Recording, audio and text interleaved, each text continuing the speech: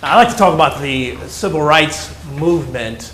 That's one of the graduate courses I teach at the Graduate Center, City University of New York. And of course, there's been a lot written about the civil rights movement. Clearly, every high school student should know something about the civil rights movement. And I think to a certain degree, we have a certain image, a view of that movement, what I call the sort of popular view or the conventional view of the civil rights movement. And what is that popular view? Well, essentially, we look at two important concepts, periodization and geographical location. Periodization, looking at the period in which the movement existed, from 1954 to 1965. Well, why 1954? Well, when you look at a number of documentaries, if you look at books, monographs, if you look at textbooks, they like to start at 1954 because that's the Supreme Court decision, the year of the Brown versus the Board of Education. And the conventional view, people who support this conventional view would argue that the movement starts in 1954, that 54 decision sort of galvanized this movement. We go from 54 to the next big event, 1955, with the Montgomery bus boycott. Moving on to 57, looking at the struggle at the Little Rock Nine in Arkansas. Moving from there, going to 1960 and the sit-ins that erupted throughout the South, which led to the formation of the Student Nonviolent Coordinating Committee. From 60, 61, looking at the Freedom Rides, and of course the effort by James Meredith to integrate the University of Mississippi. From there, going to the big March on Washington, 1963, where King gives his I Have a Dream speech, catapulting him to the leadership of the civil rights movement. And from 63 to 64, where you have the Mississippi Freedom Campaign, initiated by both SNCC and the Congress of Racial Equality, which led to the 1964 Civil Rights Act, and then 1965, the March to Selma, and the sort of breakup of the movement. That 65 march helped give support to the 1965 Voting Rights Act. And this has been captured, like I said, in textbooks and monographs and documentaries. In fact, the most famous documentary, The Civil Rights Movement, Eyes on the Prize, has outlined, uses this sort of timeline to describe the civil rights movement. Now, the historian James Lawson at Rutgers University has written an important article, Freedom Then, Freedom Now, which appeared in 1991 in the American Historical Review. And Lawson argues that this timeline and this embracing of the civil rights movement told in this way is done to sort of make us feel good. It makes us feel good because it tells us that we had this terrible past, but it also notes how far we have come. So the civil rights movement, like I said, is carved out this way in popular culture, and also, as I noted, in the historiography of the movement. Now, I have somewhat of a problem with this conventional view, as you can see. You see I'm sort of lining this up to attack it. The problem is, I mean, the big question one should raise right away, why 1954? You know, why not 1944? Why not 1934? Why not 1904 when we talk about the civil rights movement? It's not like 1954 is the sort of definitive or the, we have loads of evidence that this is when the movement started.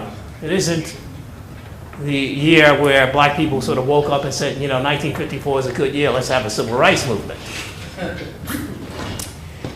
So I think that historians sort of need to question, and they have been questioning, the sort of tight period. And also the other big question that I'd like to raise has to do with the geographical location of the movement.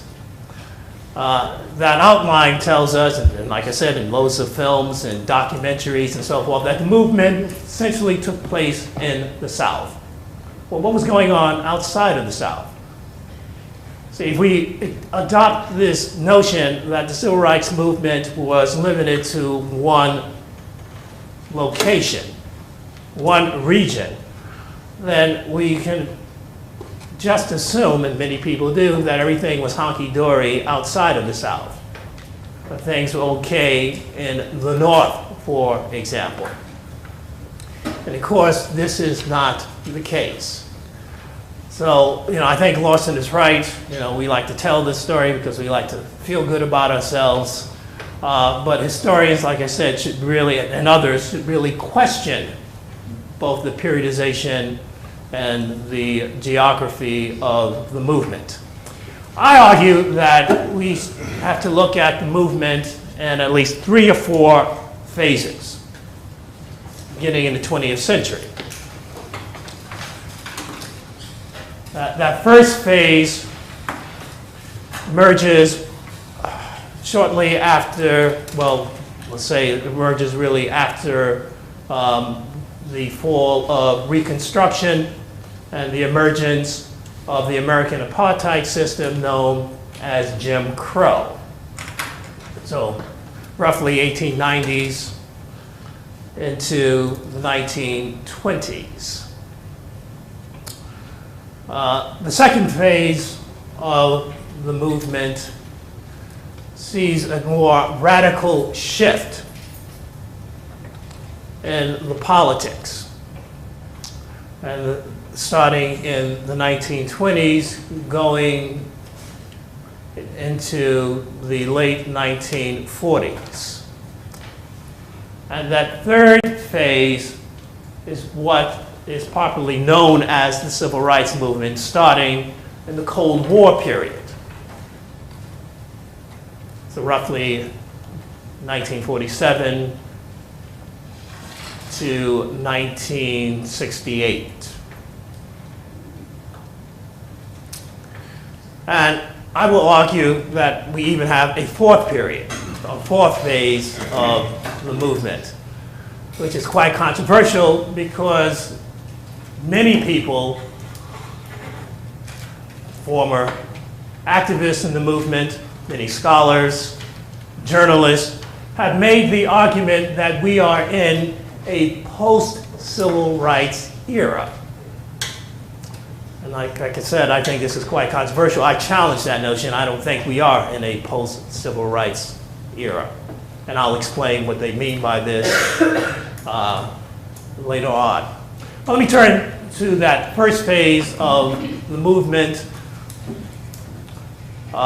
this sort of struggle for citizenship. Now, when we talk about a movement, a social protest movement, because the civil rights movement clearly was the most important social protest movement of the 20th century. That movement helped bring a dynamic leadership to this nation, and we know the names of some of these dynamic leaders: Martin Luther King Jr., probably the most prominent, but Jesse Jackson comes out of that movement. There is, I see, HBO is going to have a documentary on Marion Barry, who comes out of the civil rights movement. You know? And you can't deny he's not a dynamic leader, right? As controversial as he may be. But Congressman John Lewis comes out of the movement. I mentioned Jesse Jackson, right? I mentioned Jesse Jackson and others. Julian Bond. The movement is also important because it helped eradicate the American apartheid system. The 1964 Civil Rights Act and the 1965 Voting Rights Act were revolutionary. The 65 Voting Rights Act, for example, transformed the South. The South, where you had the least number, percentage-wise, of African Americans voting, to now where the majority of black elected officials come from the South. I mean, that's a revolutionary change. The civil rights movement also is the most important social protest movement because it helped spark other social protest movements. So we look at the Chicano movement, we look at the gay and lesbian movement, we look at the women's movement. Those, in New York City, we had a group of advocates known as the Young Lords, Puerto Ricans, who mostly made up of Puerto Ricans. They were African Americans also in the Young Lords.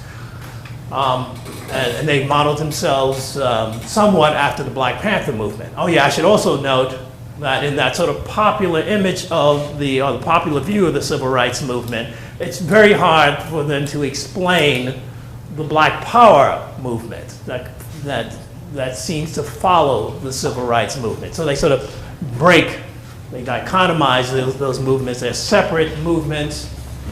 And of course, historians, as Thomas Segru has done in his new book, Sweet Land of Liberty, has noted that we label the early part of that movement, the good movement, latter part, Black Power phase, as the bad movement. And we have the dynamic leaders of the civil rights movement, some of them I just named, as the sort of good leaders, and then you have these bad leaders that emerge in the Black Power movement, people such as Stokely Carmichael, H. Rap Brown, of course the Black Panther Party. So like I said, this formulation is clearly problematic. Now going back, looking at this periodization, I said we look at the first phase of that movement beginning in the late 19th century, going into the early 20th century. And the emphasis was on citizenship. How does one gain citizenship? And this was a fierce debate among African Americans. Now, the major leaders of that period were Booker T. Washington, W.B. Du Bois, Ida B. Wells Barnett, Ida B. Wells, and Mary McLeod Bethune. The emphasis by these folks, even though there was the struggle, this struggle over how to define citizenship, how to gain citizenship, even though they were debating fiercely during this period, they all embraced something known as social and moral uplift theory. Now, Booker T. Washington became the most prominent black leader in the United States in the late 19th century. His emphasis was on accommodation, that is, one had to embrace this more sort of conservative view that African Americans could gain leadership, can gain citizenship if they essentially moved away from pushing for the demands of voting, the rights of having public accommodation. For Washington, the most important way of doing this was through industrial training. Washington emphasized to both blacks and whites that African Americans were clearly loyal to the nation, they were clearly loyal to industry, and they were loyal to the South, and that they can train themselves to become part of the petty bourgeoisie through many of these vocational schools that were established. He himself established one, Tuskegee Institute, modeled after Hampton Institute, where blacks learned trade. They learned to work with their hands. Washington, of course, was challenged by many black leaders on this position, including W.E.B. Du Bois, William Edward Burghardt Du Bois, who, unlike Washington, was born in freedom. Washington was born in 1856. He was born in slavery. Du Bois born in 1868 in Great Barrington, Massachusetts. Washington did not have the same opportunities as Du Bois. Du Bois was the first African American to graduate from Harvard with receiving a PhD in history. His dissertation, The Suppression of the African Slave Trade, is still in publication. He finished that in 1893. Du Bois also pioneered what we call modern sociology, using empiricism, and he did this in his fabulous work in 1899, The Philadelphia Negro. It isn't until 1903, which he published what some consider his best work, The Souls of Black Folk, that he challenges Booker T. Washington and his accommodationist approach. For Du Bois, the way to citizenship was not through accommodation, but through militant integrationism. Du Bois made the argument blacks did not have to accommodate themselves. They were citizens, and that the state should grant them their rights just like any other citizen. And he became an activist by 1905, organizing the Niagara movement. And of course, he is involved in the formation of the oldest civil rights organization of the United States, the National Association for the Advancement of Colored People.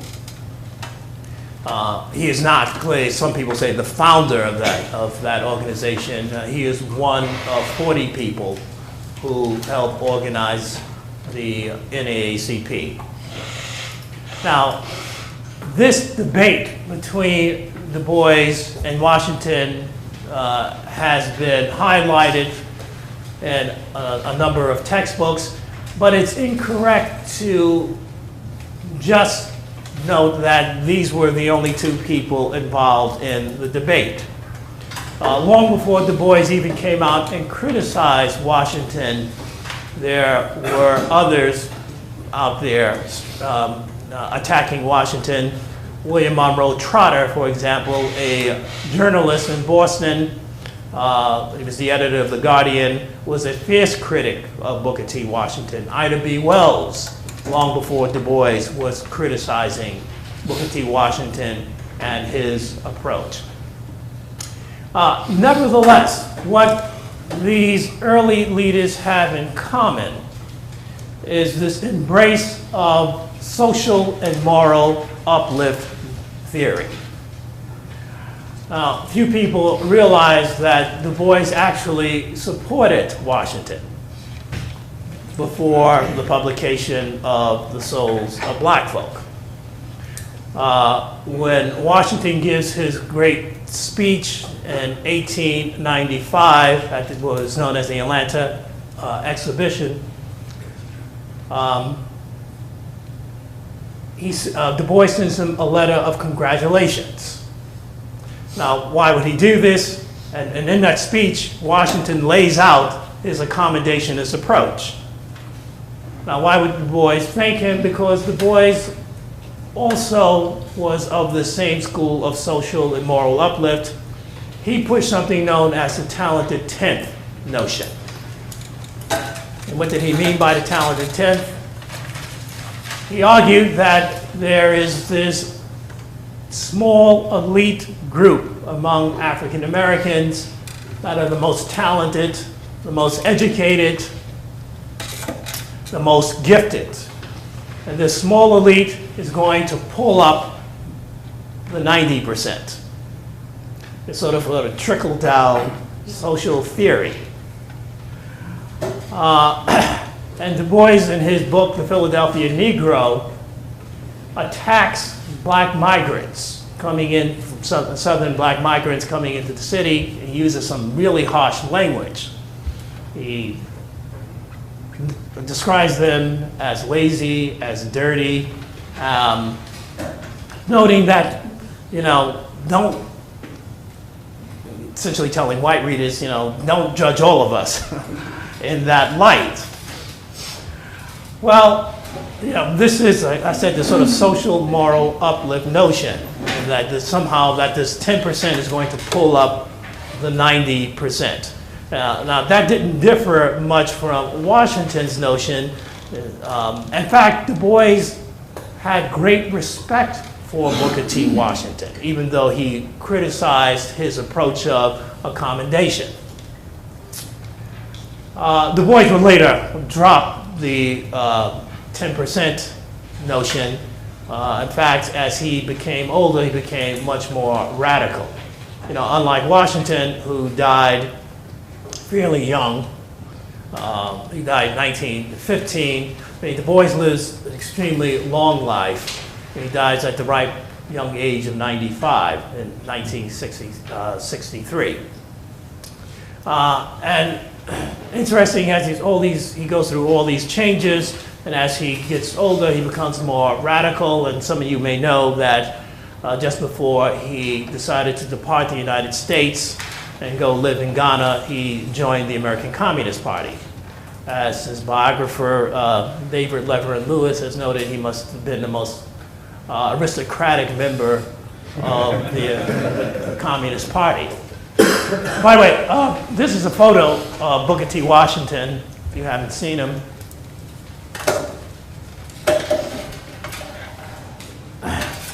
Sort of with the top hat on.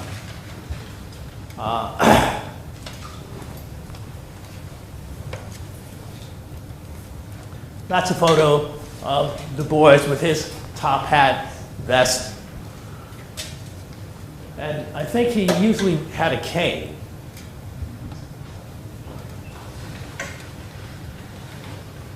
Now,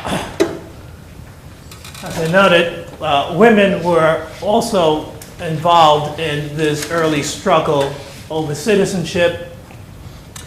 And what emerged in the late 19th century was known as the Black Women's Club movement. Mary Church Terrell is one of the founders of that movement, along with Mary McLeod Bethune and Ida B. Wells.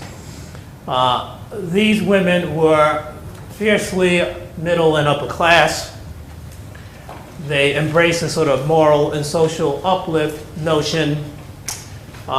They organized clubs, but mainly in churches, black churches, and they did advocate sort of reconstructing the black image. And that's the main emphasis of this social moral uplift notion. Now, one should change the person, and what will happen, of course, is that America will open its doors. Now, this is not to argue that some of these folks were not arguing for civil rights. They were clearly arguing for civil rights. Even the piece that you read on Booker T. Washington here in his address, interesting enough, is arguing for civil rights. In fact, Washington, behind the scenes, was donating his money to make sure that blacks would be guaranteed the right to vote. Now, he would not come out publicly and make this argument. But nevertheless, he was throwing his money into that effort. So, like I said, there's been sort of reassessment of Washington, and he's been clearly embraced by many people these days, and given credit for his leadership. One person who embraces Washington, who emerges in the early 1900s, is a man by the name of Marcus Garvey. Garvey adds a different component to this, while Washington and Du Bois and Mary Church Terrell and others are struggling over what is the best route to citizenship. Garvey emerges and makes the argument, well, forget about citizenship. What we need to do is separate. And Garvey should be given credit for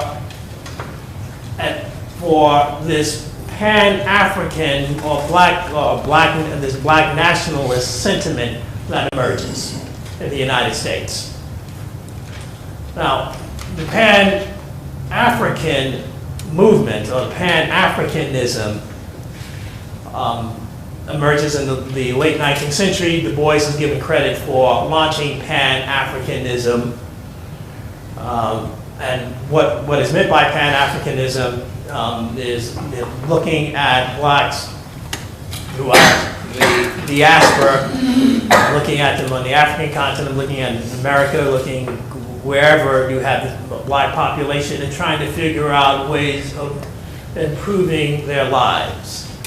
Now, those early Pan-Africanists, though, were sort of an odd bunch, right? Because they would meet in Paris and somewhere and sort of discuss these strategies. It was an elite group.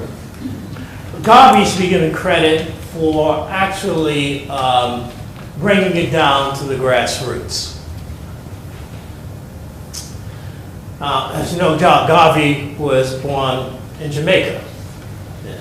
He read Booker T. Washington's book, autobiography Up from Slavery, and was influenced greatly by Washington's book.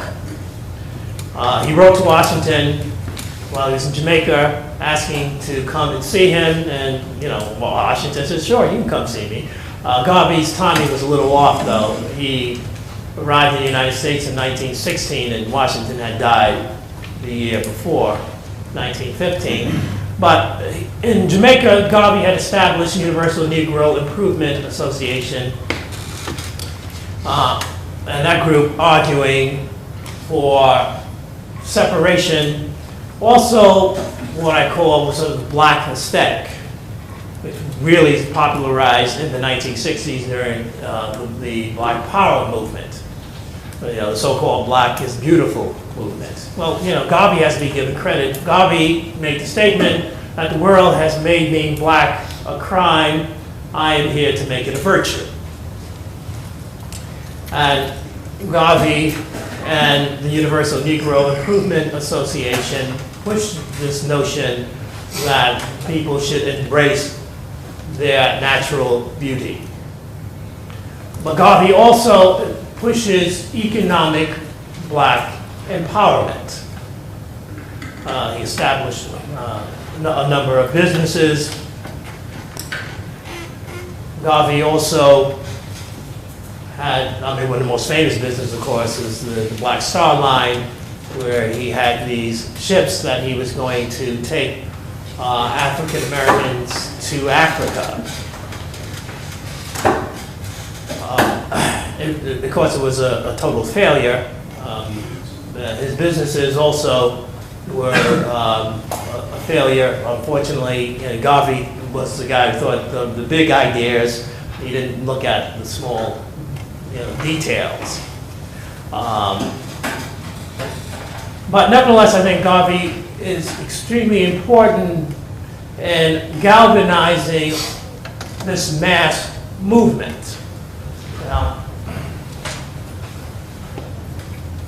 one way, of course, Garvey did this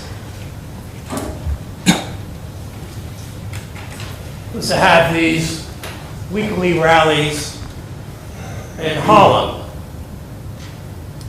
Harlem, at the time, the largest black community in the United States.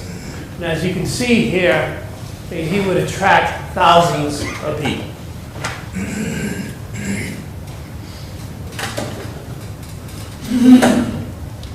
He established chapters throughout the United States and overseas, in places like Cuba. Garvey was clearly seen as a threat, not only to the United States, but also to black leaders. Du Bois had nothing to do with Garvey. He was quite critical of him, while he was critical of Washington's program. He never attacked Washington personally. The gloves were off with Garvey.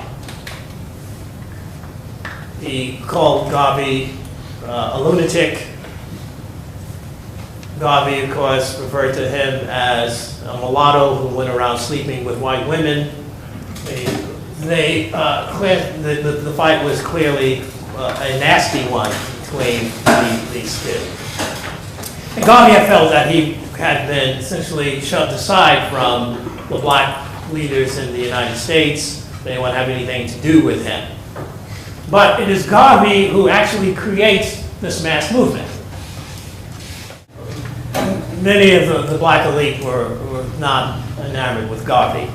Garvey attracted many working class African Americans and people of African origins, but not necessarily those folks from the middle and upper classes. Clearly there were some, but they were more associated with organizations such as the NAACP and the Urban League.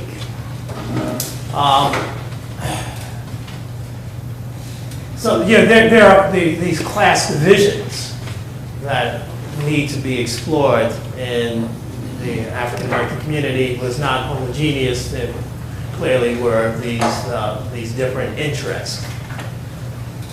Now, the second phase of short on time here, not even want to get stuck in the early part of the period, but I think it's extremely important to sort of laying the groundwork when talking about the civil rights movement, that we do have this early period where you have all these forces that emerge.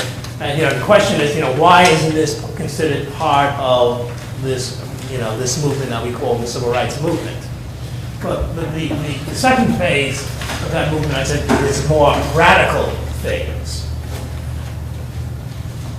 Now, Professor Patterson, in yesterday's lecture, noted that the American Communist Party and socialist parties and other radical groups really did not,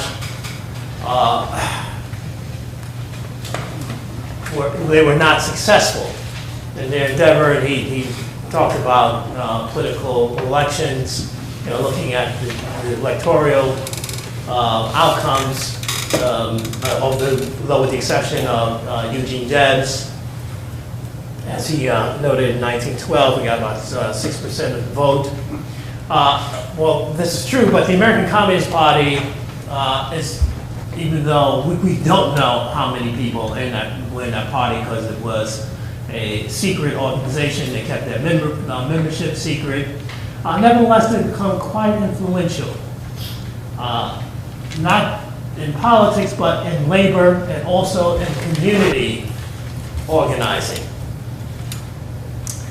And by the 1930s, the Communist Party is quite influential in the labor movement. The formation of the Congress of Industrial Organization. This new union challenging the approach of the American Federation of Labor, which excluded a lot of people, including those folks who was the industrial workers sort of left out of the AFL. It is the Congress of Industrial Organization that sort of embraces them. And many of those unions in the CIO are communist, either communist-led or communists are quite influential on the executive boards of those unions. And they carve out a civil rights agenda. I'm working on, I actually just finished it, a book on one of these unions in New York City, the New York City Teachers Union.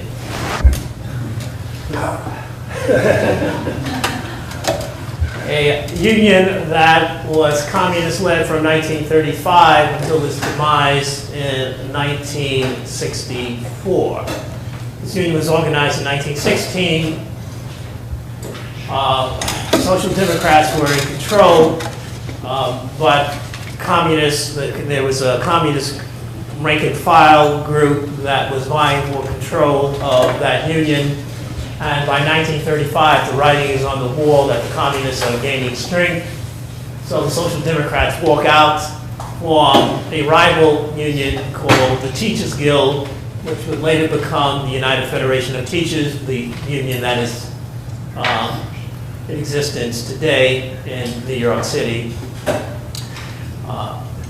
But by 1935, the old union, like I said, is in the hands of members of the Communist Party. And they are pushing for many things, including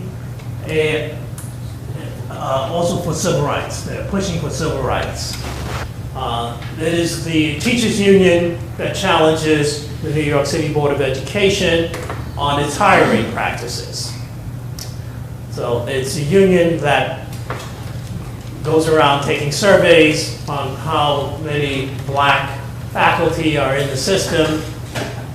And they note that in the late 1940s and even in the 1950s, blacks only make up about 2.5% of the faculty in New York City. And so they pushed the Board of Education to hire more blacks. They also pushed for what was known as Negro History Week, noting the contributions that African Americans made to this nation, and that should be part of the American history curriculum. This union also challenges the racist and biased textbooks in the school system that were being used. So the New York City Teachers Union sort of carves out the civil rights agenda, but there are other unions that are communist-led, and some, like I said, where communists are quite influential on the executive board that pushed this agenda. Now, why is this important? Because in this early, the second phase of the movement, it is labor-dominated. So when we think of the civil rights movement, what do we think of? Well, we think of black ministers, the religious community sort of leading this movement. Well, in this early phase, it is labor that's really at the forefront. Now, it is by the start of the Cold War that these folks are marginalized and sort of pushed out of these unions. The Cold War, of course, I think is the most important event of the 20th century.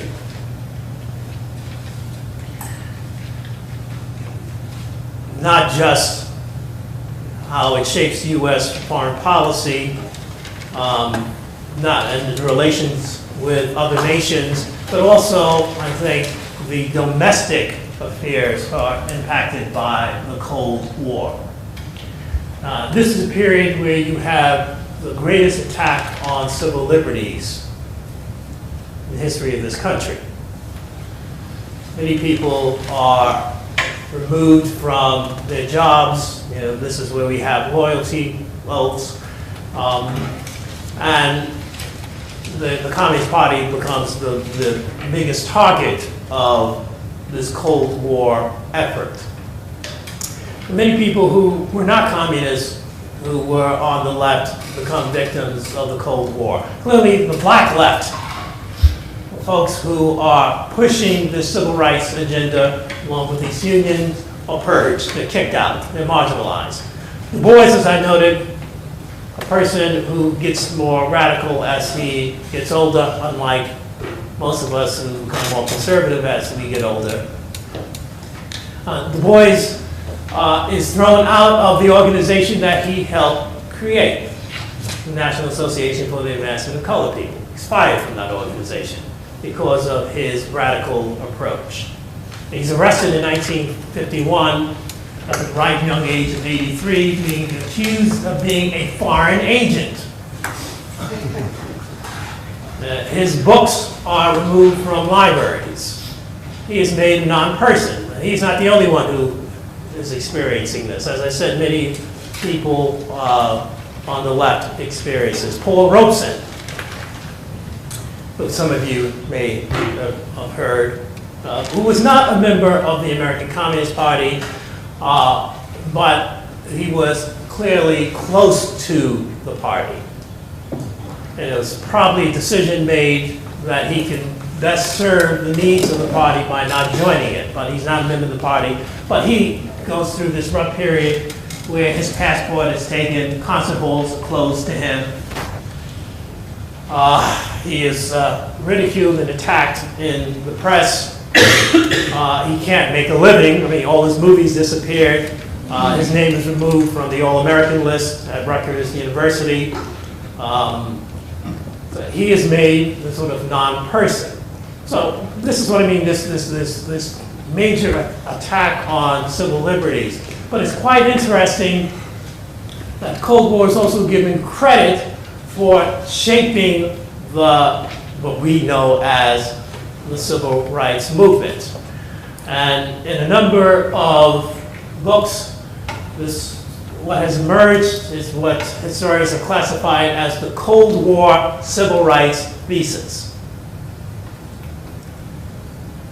The best book on this is Mary Duziak's book entitled Cold War Civil Rights. And the argument goes that, well, yeah, at the same time that the U.S. is attacking the left, removing, marginalizing the black left that had this sort of class and race approach, what emerges is a civil rights movement that pushes for public accommodation, that pushes for voting rights, that pushes for school integration.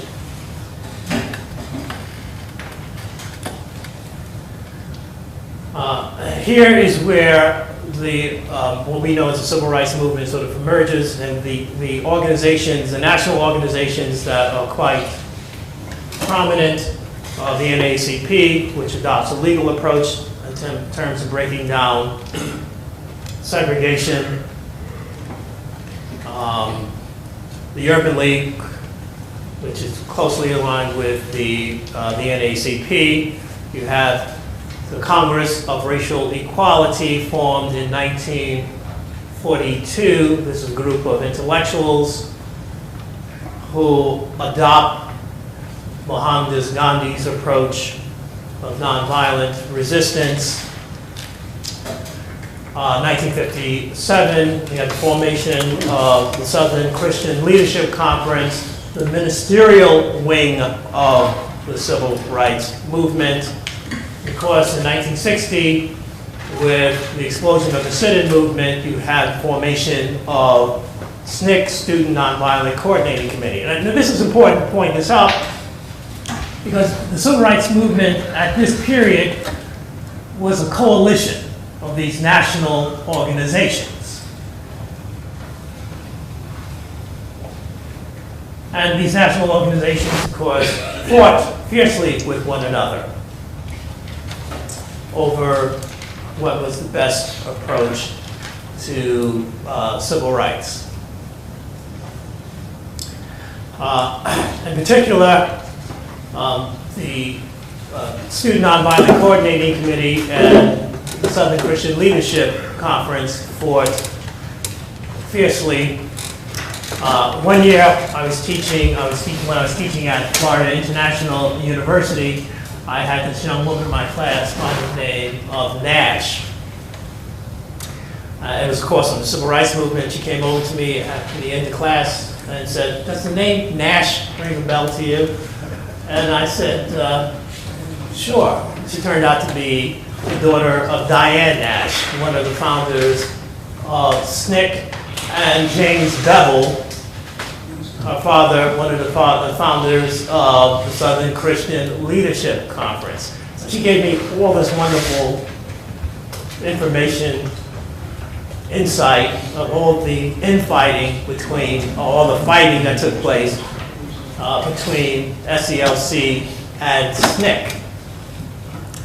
And it was really an ideological divide between these two organizations. Even though they both embraced nonviolent resistance, the Southern Christian Leadership Conference approach was one in which the ministers would lead the movement from start to finish. They were the generals, they planned the strategy, they are the ones who did the negotiations, they were involved in the negotiations, they were the spokespeople for the movement. The students, on the other hand, influenced by the activist Ella Baker, longtime civil rights activist, took her philosophy of group-centered leadership. That one person should not lead a movement, that the charismatic leader could be shot and killed and removed, and what happens to the movement? It dies. Instead, Baker argued that groups should be seen as leaders, especially groups can be trained to lead movements. And that's what the students did. They would go into areas, they would launch demonstrations, they would help train the local people, and then the idea was for the students to step back. So these approaches, of course, would wind up in conflict with one another. I mean, the SNCC and STLC. But in the end, it is SCLC, I would argue, that had the more successful approach. And we can talk about that, or we could, during the question and answer period. Now, the movements, that national movement sort of falls apart by 1965 over this infighting, particularly between SNCC and SCLC, and this has been highlighted in Eyes on the Prize. But so what happens to the movement? What happens to the civil rights movement after this period? Well, some people have argued what emerges is sort of black power, and black power leads to the backlash. I'm not sure if Professor Patterson, did he talk about the backlash No. Well, the backlash, this period starting roughly in the late 1960s, reacting to the movement left of the United States, the Black Power movement, the New Left, radical feminist movement. Many people saw America sort of falling apart, and so they began to rely on more conservative politicians. Of course, Richard Nixon emerging, manipulating what was taking place, and pushing his law and order campaign, adopting what was known as the Southern Strategy, and which pushed him into the White House. But much more important than the national, that national election, what we see is the emergence of many groups on the right in the late 1960s and 1970s. One of the most important of these, of course, is the Christian right, what begins sort of in the mid-1970s with Jerry Falwell and his moral majority group. You also have the emergence of neoconservatives. And these neoconservatives point to the sort of radical period, and many of these people were former radicals, the neoconservative movement. And one person who's gotten a lot of attention, he's still getting a lot of attention, is David Horowitz, who has been on a mission to stamp out what he calls the sort of radical left on college campuses, get rid of the radical factory. But the neoconservative movement, even though it remains small, is quite influential because they are writing journals, they become part of think tanks, and they help form public policy. And so I think in large part some people have made the argument, because of this neoconservative movement, because of the rise of the Christian right, the so-called new right, because of national elections and also state elections, we see America growing much more conservative. And so what about the civil rights movement? Well, the civil rights movement, of course, no doubt fades. The movement is gone by the late 1960s, 1970s. And so some people make the argument that we've now moved into what they call the post-civil rights era. What do they mean by this?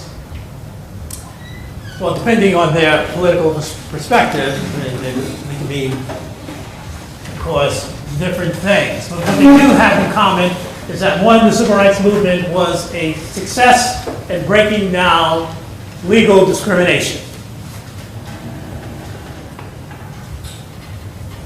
And two, that we are facing a new set of problems. Black America is facing a new set of problems. What are those problems? Well, we see the growing underclass in urban America in particular.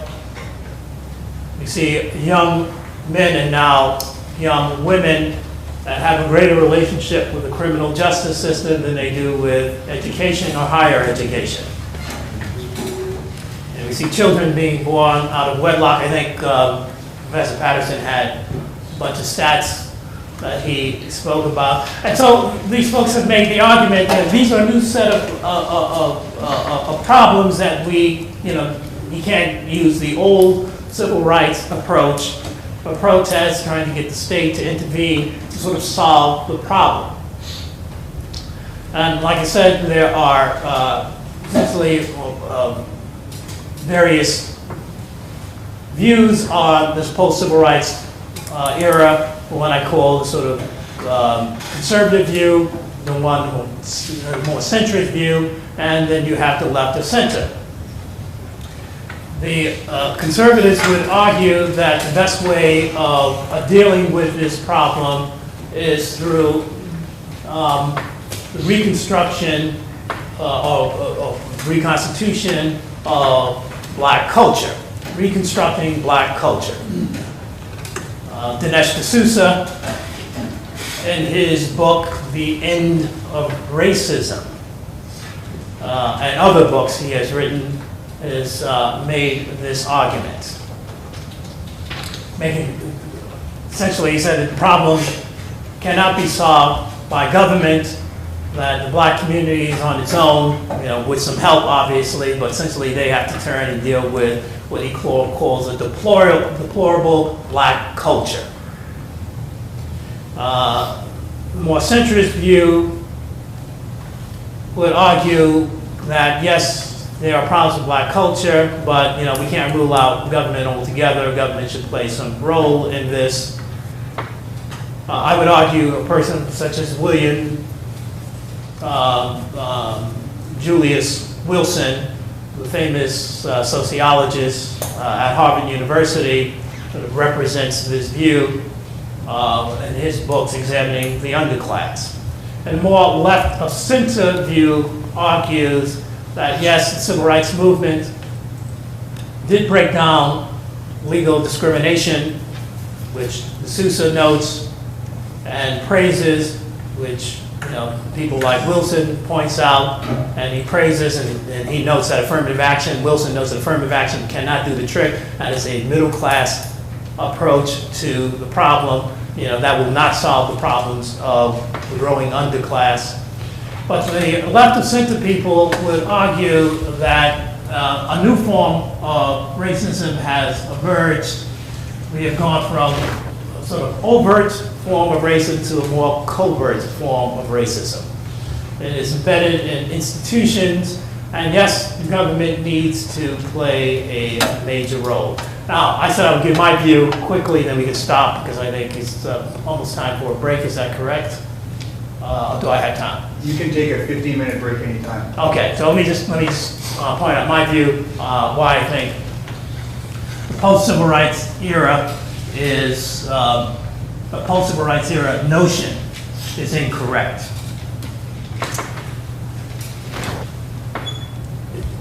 The argument that somehow the goals of the civil rights movement were limited to breaking down legal discrimination is, of course, wrong. Civil rights movement the goals were much broader than just breaking down legal discrimination. There was an economic component to that movement. So if you look at the 1963 March on Washington, the full title of that march was the March on Washington for Jobs and Freedom. King himself argued on a number of occasions for what he called economic justice. And by the mid-1960s, King was calling for an economic bill of rights.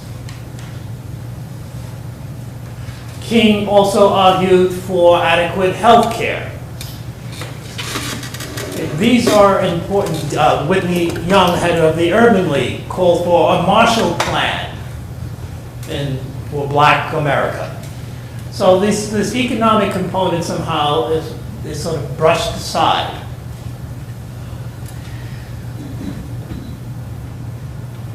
The folks who make this argument for that we are now in a sort of post-civil rights era pay little attention to the wholesale violation of voting that has taken place. And we've seen this in 2000.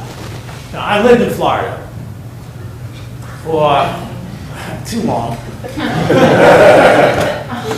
I was down there in 2000 and witnessed, I was in Broward County, where where the argument was that we had these missing chads, and hanging chads, and so forth. Well, that wasn't the real problem. The real problem was wholesale violation of the Voting Rights Act, where loads of people were denied the right to vote, accused of being felons, and they weren't. They were on this list that was pushed by the state government. And so removing or disallowing loads of people that right to vote. Now, and unfortunately, that has never really come to the surface. I mean, people have talked about it, and you have some documentaries that have focused on it, but that has really never been a major focus. Because in 2004, voting rights were violated in the state of Ohio. So this idea that somehow the objectives and the goals of the civil rights movement are passé, they no longer apply, I think are highly questionable. So, this is some of my reasons for criticizing this idea that we are in a post-civil rights era. Now, obviously, I know the movement has come and gone, but that doesn't mean that those objectives that movement push are sort of passé and come and gone. So let's stop here, and then let me turn to that first phase of the movement. This sort of struggle for citizenship. Now, when we talk about a movement, a social protest movement, because the civil rights movement clearly was the most important social protest movement of the 20th century. That movement helped bring a dynamic leadership to this nation. And we know the names of some of these dynamic leaders. Martin Luther King Jr., probably the most prominent, but Jesse Jackson comes out of that movement. There is, I see, HBO is going to have a documentary on Marion Barry, who comes out of the civil rights movement. And you can't deny he's not a dynamic leader, right? As controversial as he may be. But Congressman John Lewis comes out of the movement. I mentioned Jesse Jackson, right? I mentioned Jesse Jackson and others. Julian Bond. The movement is also important because it helped eradicate the American apartheid system. The 1964 Civil Rights Act and the 1965 Voting Rights Act were revolutionary. The 65 Voting Rights Act, for example, transformed the South. The South, where you had the least number, percentage-wise, of African Americans voting, to now where the majority of black elected officials come from the South. I mean, that's a revolutionary change. The civil rights movement also is the most important social protest movement because it helped spark other social protest. Historians, like I said, should really, and others, should really question both the periodization and the geography of the movement.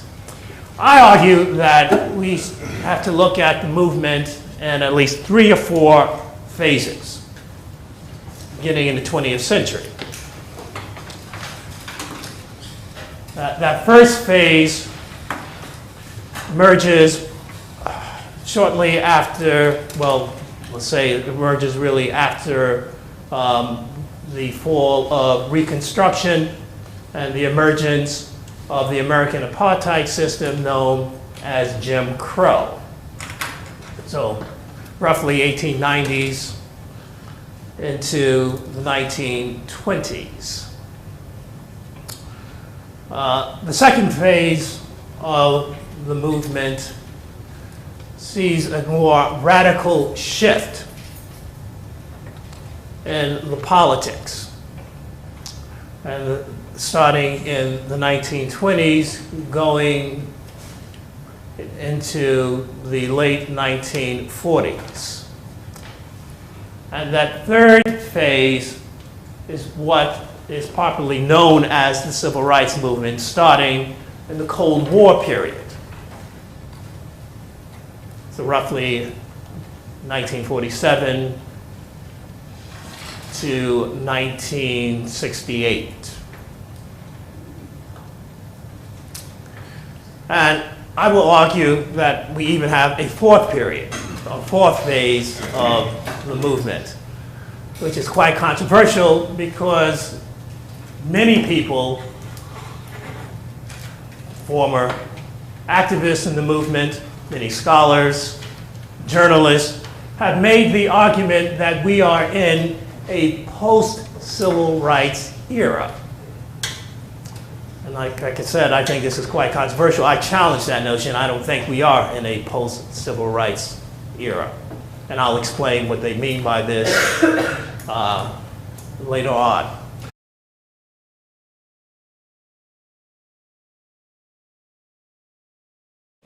Now, I'd like to talk about the civil rights movement. That's one of the graduate courses I teach at the Graduate Center, City University of New York. And because there's been a lot written about the civil rights movement. Clearly, every high school student should know something about the civil rights movement. And I think to a certain degree, we have a certain image, a view of that movement, what I call the sort of popular view or the conventional view of the civil rights movement. And what is that popular view? Well, essentially, we look at two important concepts, periodization and geographical location. Periodization, looking at the period in which the movement existed, from 1954 to 1965. Well, why 1954? Well, when you look at a number of documentaries, if you look at books, monographs, if you look at textbooks, they like to start at 1954 because that's the Supreme Court decision, the year of the Brown versus the Board of Education. And the conventional view, people who support this conventional view would argue that the movement starts in 1954, that 54 decision sort of galvanized this movement. We go from 54 to the next big event, 1955, with the Montgomery bus boycott. Moving on to 57, looking at the struggle at the Little Rock Nine in Arkansas. Moving from there, going to 1960 and the sit-ins that erupted throughout the South. So the civil rights movement, like I said, is carved out this way in popular culture, and also, as I noted, in the historiography of the movement. Now, I have somewhat of a problem with this conventional view, as you can see. You see I'm sort of lining this up to attack it. The problem is, I mean, the big question one should raise right away, why 1954? You know, why not 1944? Why not 1934? Why not 1904 when we talk about the civil rights movement? It's not like 1954 is the sort of definitive or the, we have loads of evidence that this is when the movement started. It isn't the year where black people sort of woke up and said, you know, 1954 is a good year, let's have a civil rights movement. So I think that historians sort of need to question, and they have been questioning, this sort of tight period. And also, the other big question that I'd like to raise has to do with the geographical location of the movement. That outline tells us, and like I said, in loads of films and documentaries and so forth, that the movement essentially took place in the South. Well, what was going on outside of the South? See, if we adopt this notion that the civil rights movement was limited to one location, one region, then we can just assume, and many people do, that everything was honky-dory outside of the South. That things were okay in the North, for example. And of course, this is not the case. So, I think Lawson is right. We like to tell this story because we like to feel good about ourselves. Led to the formation of the Student Nonviolent Coordinating Committee. From 60, 61, looking at the Freedom Rides, and of course the effort by James Meredith to integrate the University of Mississippi.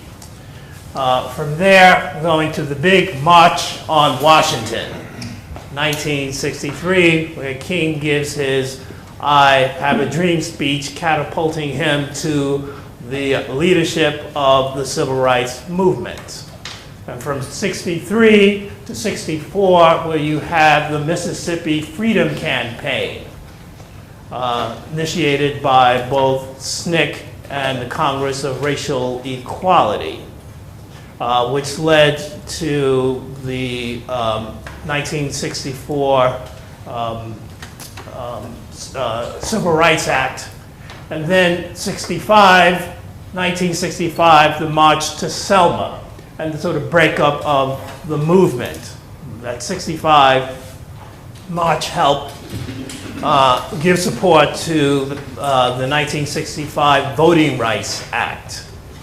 And this has been captured, like I said, in textbooks and monographs and documentaries. In fact, the most famous documentary, The Civil Rights Movement, Eyes on the Prize, has outlined, uses this sort of timeline to describe the civil rights movement.